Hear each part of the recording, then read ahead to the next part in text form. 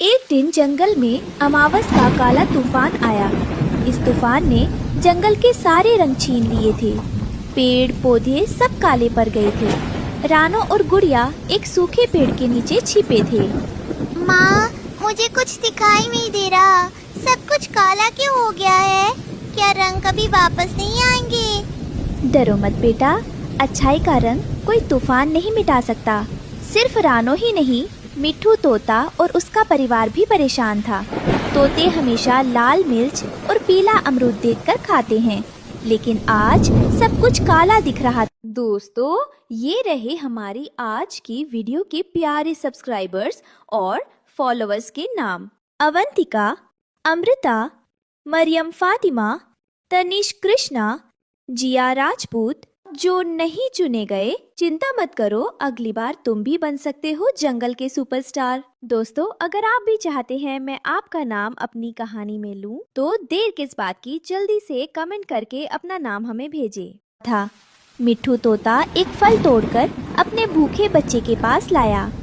पापा, ये अमरूद नहीं है, ये तो पत्थर जैसा सख्त है। ओए माँ, मेरी चोंच दुख गई। माफ करना बेटा, इस काली दुनिया में पता ही नहीं चल रहा कि क्या फल है और क्या लकड़ी। सब कुछ राख जैसा बेस्वाद हो गया है। उधर काका कबूतर अपने घोंसले का रास्ता भूल गए थे। उनके लिए अपना घर ढूंढना नामुमकिन हो गया था, क्योंकि हर पेड़ हर पत्ता एक जैसा काला और डरावना दिख रहा था। वो डर के मारे एक डाल पर सिकुड़ कर बैठे थे। अरे, कोई है? मुझे मेरा घर नहीं मिल रहा। मेरे बच्चे भूखे होंगे। इस अंधेरे ने तो जंगल का नक्शा ही मिटा दिया है। अगर मैं उड़ा तो किसी चट्टान या पेड़ से टकरा जाऊंगा। जिस सूखे पेड़ के नीचे रानो और गुड़िया छिपे थे, वो तेज हवा से टूटकर गिर गया। अब उनके पास सिर छिपाने की कोई जगह नहीं थी। ओले गिरने लगे थे। अचानक जोर से बिजली कड़की, कड़क। उस बिजली की तेज रोशनी में रानो को दूर घने अंधेरे के बीच कुछ चमकता हुआ दिखाई दिया। वो बाकी काले पेड़ों से अलग था। गुड़िया, वहाँ देखो, बिजली की रोशनी में कुछ चमक रहा है। शायद वो कोई गुफा है या घर। हमें तुरंत वहाँ जाना होगा, वरना ये तूफान हमें मार डालेगा। रानो और गुड़िया उस चमक का पीछा करते हुए गिरते पड़ते वहाँ पहुँचे। पास जाकर देखा तो वो हर कोई गुफा नहीं, बल्कि कांच का बना एक अजीब घर था। ये तो कांच है, बिल्कुल ठंडा और खाली। गुड़िया, ये जगह डरावनी तो है, लेकिन कम से कम यहाँ छत है और हवा नहीं लग रही। चलो अंदर चलते हैं। जैसे ही वो दरवाजे पर पहुँचे, रानो ने देखा कि एक घायल तितली वहाँ पड़ी तड़प रही है। रानो खुद थकी थी, फिर भी उसने अपनी चोंच से पानी तितली को पिलाया। अचानक कांच का घर गहरे लाल रंग में चमकने लगा। घर में गर्माहट आ गई। माँ, देखो, घर का रंग बदल गया। ये तो अंगीठी जैसा गर्म हो गया। स्वागत है। मैं कर्मों का घर हूँ।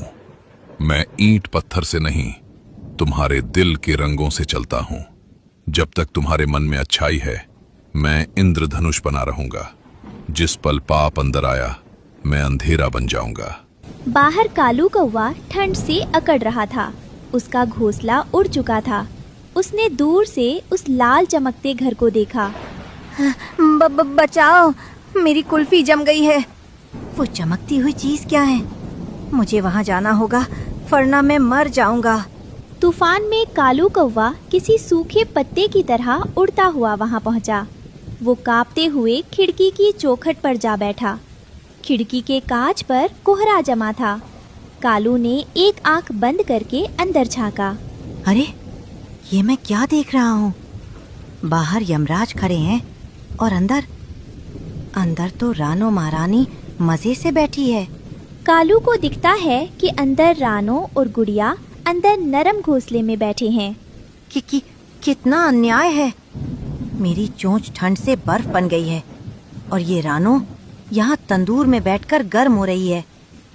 अगर मैं अभी अंदर नहीं गया तो मैं यहीं जमकर आइसक्रीम बन जाऊंगा। कालू ने खिड़की के कांच पर अपनी चोंच मारी। ठक ठक ठक। रानो ने कालू को मरते हुए देखा। उसे पता था कालू दुष्ट है, फिर भी उसका दिल पसीज गया। उसने दरवाज़ा खोला। दरवाज़ा खुलते ही घर का रंग नारंगी हो गया। आ जाओ कालू भाई, बाहर मत मरो। लेकिन यहाँ सिर्फ सच्चाई चलती है। कालू अंदर आया, उसे खाना मिला। रानो ने अपना हिस्सा कालू को दिया। इस त्याग से घर का रंग हरा हो गया। अब घर बहुत सुंदर लग रहा था। वाह, रानो तो जादूगर नहीं निकली। लेकिन ये घर तो कीमती हीरो का बना लग रहा है। अगर मैं इसकी दीवार का एक टुकड़ा तोड़ लूं, तो बाजार में लाखों मिलेंगे। रात हो चुकी थी। रानो और गुड़िया सो गए। घर नीली रोशनी में शांत था। कालू चुपके से उठा। उसने एक नुकीला पत्थर निकाला। ये नीली दीवार तो नीलम की है। बस एक बड़ा टुकड़ा काट लूं, फिर रानो को धक्के मारकर बाहर निकाल दूंगा। कालू ने पत्थर से दीवार पर वार किया। खच! दीवार टूटी नहीं, बल्कि उस जगह से काला धुआं निकलने लगा। सायरन जैसा शोर। नीला घर अचानक भयानक काले रंग में बदल गया। रोशनी बुझ गई। घर हिलने लगा।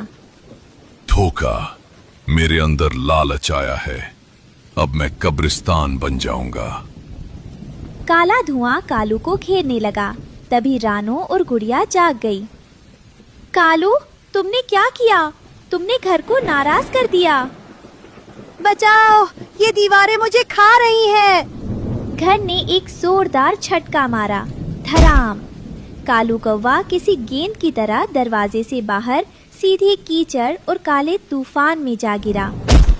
जैसे ही पाप मतलब कालू बाहर गया, घर का काला रंग गायब हो गया।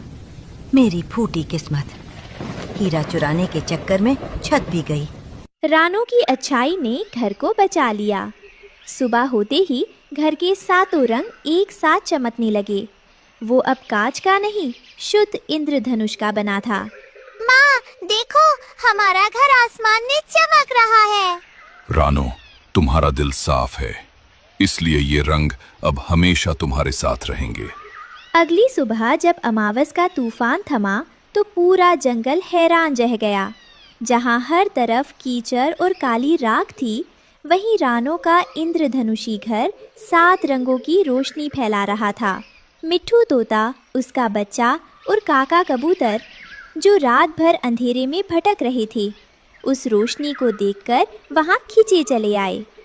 रानो, ये क्या चमत्कार है? इस घर की रोशनी पड़ते ही काले पड़ चुके फल फिर से हरे और पीले होने लगे हैं। मिट्ठू भाई, ये रोशनी मेरे दिल की नहीं, हम सब की ईमानदारी की है। आइए, आप सब अंदर आ जाइए।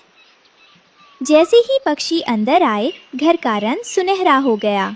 तभी दूर कीचड़ में लथपथ कालू कौवा धीरे धीरे रेंगता हुआ पास आया। उसका शरीर काला था और मन शर्मिंदगी से भारी। रानो, मुझे माफ कर दो। मैंने हीरे के लालच में तुम्हारी जान जोखिम में डाल दी। अब मुझे समझ आया कि असली हीरा धन नहीं, बल्कि तुम जैसा सच्चा दोस्त होना है। कालू, तूने पत्थर से मेरी दीवार तोड़ी थी, इसलिए तुझे चोट लगी। लेकिन रानो की दया ने तुझे फिर से मौका दिया है। जाओ और पूरे जंगल को बताओ कि ईमानदारी की रोशनी में कभी अंधेरा नहीं होता। रानो ने कालू को भी एक साफ कोने में बैठने की जगह दी। जैसे ही कालू ने अपनी गलती मानी, घर की छत से एक नन्हा इंद्रधनुष निकला और पूरे जंगल के ऊपर छा गया। देखते ही देखते काले पड़े पेड़ फिर से हरे हो गए और जंगल में रंगों की वापसी हो गई। माँ, देखो, अब हमारा घर सिर्फ हमारा नहीं, पूरे जंगल का सूरज बन गया है। इस कहानी से हमें सीख मिलती है कि दूसरों का बुरा करने जाओगे तो अपना ही अंधेरा तुम्हें निगल जाएगा।